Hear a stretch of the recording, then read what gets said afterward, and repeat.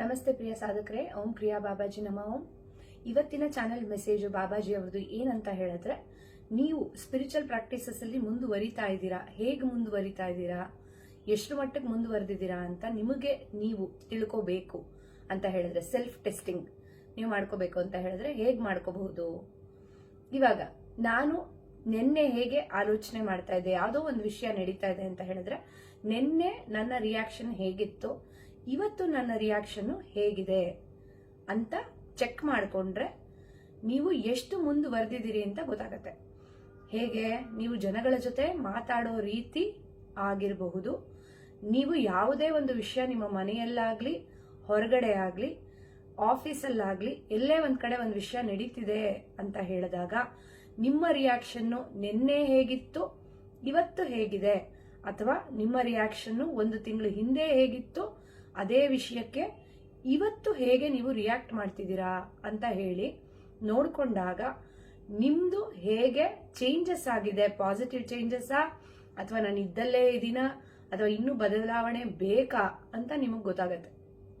ಹೇಗೆ ನಿನ್ನೆ ಏನೋ ಒಂದು ಇನ್ಸಿಡೆಂಟ್ ಆಗಿದೆ, ಒಂದು ತಿಂಗಳ ಹಿಂದೆ ಏನೋ ಮ್ಯಾನೇಜರ್ ಬೈದ್ರು ನಿಮ್ಗೆ, ಅಥವಾ ನಿಮ್ಮ ತಂದೆನೇ ಆಗ್ಲಿ, ತಾಯಿನೇ ಆಗ್ಲಿ, ಅಥವಾ ನಿಮ್ಮ ಹೆಂಡತಿನೇ ಆಗ್ಲಿ, ಮಕ್ಕಳೇ ಆಗ್ಲಿ, ಯಾರೋ ಏನೋ ಅಂದ್ರು ಅಂದಾಗ ನೀವು ತುಂಬಾ ನೊಂದ್ಕೊಂಡಿರ್ತೀನಿ ಹಿಂದೆ ಅಲ್ವಾ. ಇವಾಗ ಒಂದು ಮಂತ್ ಹಿಂದೆ ತುಂಬಾ ನೊಂದ್ಕೊಂಡಿರ್ತೀರಿ.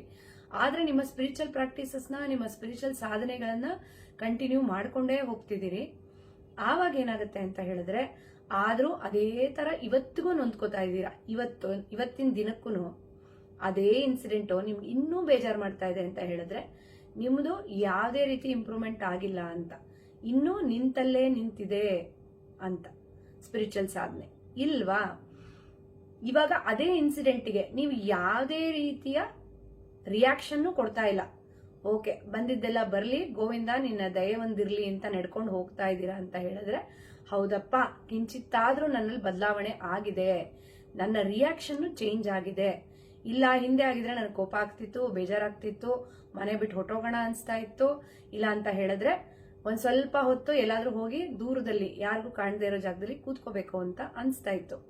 ಆದ್ರೆ ಇವಾಗ ನನ್ಗದೆಲ್ಲ ಏನು ಮ್ಯಾಟರೇ ಆಗಲ್ಲ, ನನ್ಗದೆಲ್ಲ ಏನು ತೊಂದರೆ ಇಲ್ಲ. ಯಾರೇನ್ ಅನ್ಕೊಂಡ್ರು ನಾನು ನನ್ನ ಮನಸ್ಥಿತಿ ಸ್ಥೀಮಿತದಲ್ಲಿ ಇಟ್ಕೊಂಡಿದೀನಿ, ಯಾವ್ದಕ್ಕೂ ನಾನು ಬೇಜಾರು ಮಾಡ್ಕೋತಾ ಇಲ್ಲ. ಅದರ ತಿಳುವಳಿಕೆ ಬೇರೆ ತರ ಇದೆ. ಓಕೆ ಆಯ್ತು, ಅವ್ರೇನೋ ಹೇಳಿದ್ರು, ಅದಂದಾಕ್ಷಣ ಅದು ನನಗಲ್ಲ, ನಾನು ಏನೋ ಮಾಡಿದ್ರೆ ಅದನ್ನ ಏನ್ ತಿದ್ದುಪಡಿ ಮಾಡ್ಕೋಬೇಕು ನಾನು ಅನ್ನೋದ್ರ ಕಡೆ ಗಮನ ಕೊಡ್ತಿದ್ದೀನಿ ಅಂತ ಹೇಳಿದ್ರೆ, ನಿಮ್ಮ ಸ್ಪಿರಿಚುವಲ್ ಸಾಧನೆಯಲ್ಲಿ ನೀವು ಸ್ವಲ್ಪ ಮುಂದೆ ಬಂದಿದ್ದೀರಿ ಅಂತ. ಇವಾಗ ನೀವೇನು ರಿಯಾಕ್ಟ್ ಮಾಡದೆ ನಿಮ್ಮ ಪಾಡಿಗೆ ನಿಮ್ಮ ಸಾಧನೆಯನ್ನ ಮಾಡ್ಕೊಂಡು ಹೋಗ್ತಾ ಇದ್ದೀರಿ ಅಂತ ಹೇಳಿದ್ರೆ, ಸ್ಪಿರಿಚುವಲ್ ಸಾಧನೆಯಲ್ಲಿ ನೀವು ಮುಂದುವರಿತಾ ಇದ್ದೀರಾ ಅಂತ ಅರ್ಥ. ಸೊ ಇದು ನಿಮ್ಮ ಬರೀ ಸ್ಪಿರಿಚುವಲ್ ಸಾಧನೆ ಅಥವಾ ಯಾವುದೋ ಒಂದು ಬೇಜಾರಾಗಿದ್ದ ವಿಷಯ ತಗೊಳ್ದೆ, ನಿಮ್ಮ ಜೀವನದಲ್ಲಿ ಡೇ ಟು ಡೇ ಲೈಫಲ್ಲಿ ಯಾವುದಕ್ಕೆ ಹೇಗೆ ರಿಯಾಕ್ಟ್ ಮಾಡ್ತಿದ್ದೀರಿ, ಇವತ್ತಿನ ದಿನ ಹಿಂದೆ ಹೇಗೆ ರಿಯಾಕ್ಟ್ ಮಾಡ್ತಿದ್ರಿ ಅಂತ ಹೇಳೋದನ್ನ ಒಂದು ಬುಕ್ಕಲ್ಲಿ ಡೇಟ್ ಸಮೇತ ನೀವು ಬರೆದಿಟ್ಕೊಂಡಾಗ ನಿಮಗೆ ಗೊತ್ತಾಗತ್ತೆ ಹೇಗೆ ನಾನು ಸ್ಪಿರಿಚುವಲ್ ಸಾಧನೆಯಲ್ಲಿ ಮುಂದುವರಿತಾ ಇದ್ದೀನಿ ಅಂತ ಹೇಳಿ. ಇದೇ ಇವತ್ತಿನ ಬಾಬಾಜಿ ಅವರ ಚಾನೆಲ್ಡ್ ಮೆಸೇಜು. ನಮಸ್ತೆ, ಎಲ್ರಿಗೂ ಶುಭವಾಗಲಿ.